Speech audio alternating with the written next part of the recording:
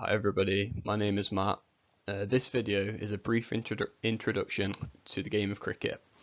Cricket isn't the most popular sport in the world, but it is very enjoyable and interesting to play. Hopefully this video will encourage some of you to try cricket with some of your friends when it's safe to do so, and maybe even join a club. Make sure you are listening throughout, as Miss will be testing your knowledge with a Kahoot at the end. Okay, so I appreciate that many of you have probably never played cricket before in your lives. Some of you have probably never heard of cricket before. So, what actually is cricket? Cricket is a bat and ball game played between two teams of 11 players on a field. So, in the middle of our field, as we can see on the picture on the right, what I've just highlighted, in the middle is a 20-meter pitch.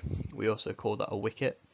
And at either end of the wicket, so that's one end and the other end's just here, we have our sets of stumps, and then as you can see in the picture, dressed in the white, so for example this person here, well, the white and white trousers I should say, are the players, and then this man here in the white shirt with the black trousers, so that's an umpire.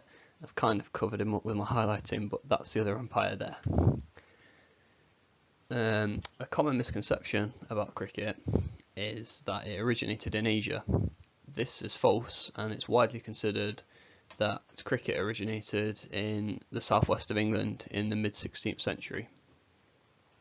So what's the objective of cricket? How do you win?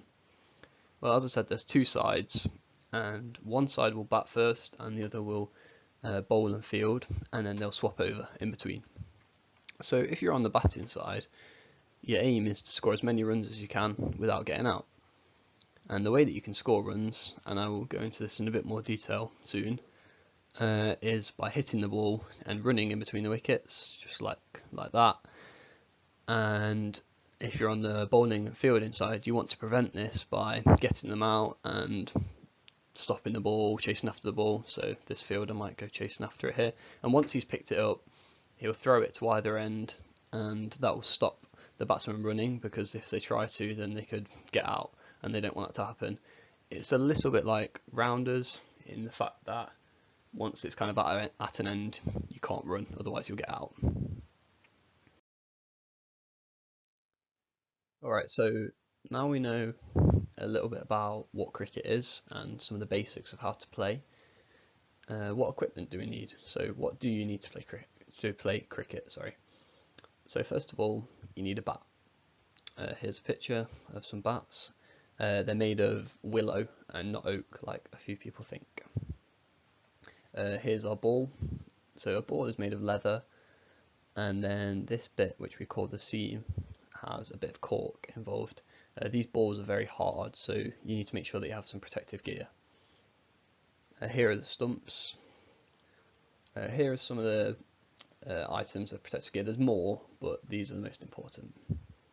So pads protect your legs, helmet will protect your head, and gloves protect your hands. And cricket is adjudicated by two umpires. Here's a picture of an umpire, and they communicate with two scorers who record the match, like the match's statistical information, so like the runs and the wickets, etc. And then most importantly, to play cricket, you need yourself. Okay, so I briefly mentioned about scoring runs, so this is just a little bit more in detail of how you score runs. I won't bore you to death by going on about it for ages, but basically, if I'm stood at this end here and I hit it into like this gap here, if I run to here, that's one run. If I come back, that's two, and then so on and so forth. So you could go three. You can run more than three if it stays within this boundary around the outside, but it's very rare that that happens. And then if I hit the ball and it goes along the floor or bounces before going outside this boundary around the outside, this is what we call a boundary, then that counts as 4 runs, so 4's onto your total. And if I hit it and it goes high and really far like that without bouncing before it goes past this boundary, so it doesn't bounce, that counts as 6, and that adds 6 to your total. Okay, so I've talked a little bit about how the batsman and the batting side up their total and score runs, but how does the bowling and fielding side stop them from doing this and get them out and take wickets? So there's 10 official forms of dismissal in cricket. However, most of these 10 are very complicated to explain. So I've picked these three as they're relatively simple and they are three of the most common. So to start with, we've got caught. This is the most common form of dismissal in cricket. This is where the ball is caught by a fielder, a wicketkeeper, or the bowler before it bounces. I was hoping to show you this clip as it is regarded as one of the greatest catches of all time, but the clip won't work, so here are two still images. It's from last year in the World Cup, and it's Ben Stokes. Some of you may have heard of his name as he's been in the media a lot recently as he's been very successful. I'd highly recommend checking out this clip and finding it as it's truly stunning. So this next form of dismissal is being bowled. So as well as trying to score runs, as a batter you have to protect your stumps and your wicket too. But sometimes this isn't possible and you miss the ball or you hit it and it comes back and hits your stumps. And as you can see in the picture, the stumps are flying, the bails are flying, and you're out bowled. And finally, we've got being run out. So this is where you see this white line here is called the crease, and when you're trying to run 1 or 2 or 3, whatever it may be, and you don't get your bat behind this line, so in this area here, and the ball is thrown and it hits the stumps, or somebody has the ball in their hands and takes the stumps, and if your bat isn't behind this line, then you're out, run out. Okay, so I wouldn't call them fun, but here are some fun facts. Make sure you're trying your hardest to remember these, as all 5 of these will pop up on the Kahoot quiz at the end of this video. So the first ever recorded game of cricket was played in 1646. That's a long time ago. The next fact is that Brian Lara, who is from the West Indies, holds the record for the highest individual test score, where he scored 400 not out. This happened in 2004 against England in Antigua, which is in the West Indies. Many people argue that this record will never be broken. The third fact is that Sir Garfield Sobers, who was also from the West Indies, was the first player ever to hit 6 sixes in 6 consecutive balls. It's quite a tongue twister, so sorry if I didn't say it very well. This happened in August 1968, and I would say that hitting 1 6 in an over isn't like the most common thing, but to hit 6 sixes in 6 consecutive balls, that's extremely rare. He was the first player to ever do it, and it's only occurred 7 times ever in the history of cricket. The next fact is that Mattaya Muralitharan, who is from Sri Lanka, is the leading test wicket taker of all time with 800 wickets. And a bit like Brian Lara, many people think that this record will never be broken. Finally, Sachin Tendulkar, who many people regard as the greatest cricketer of all time, is the leading test run scorer of all time with 15,921 runs.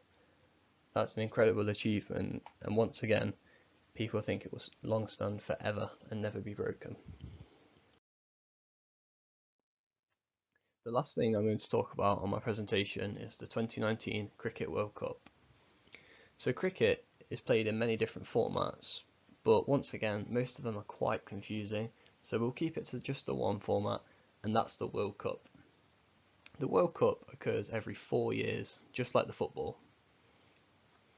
In 2019, it was held in England, and it also happened to be the first time that England won the World Cup in their history.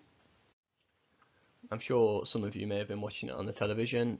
If not, then England won in dramatic fashion on the last ball. It was the first time in history that a World Cup final had been decided on a super over.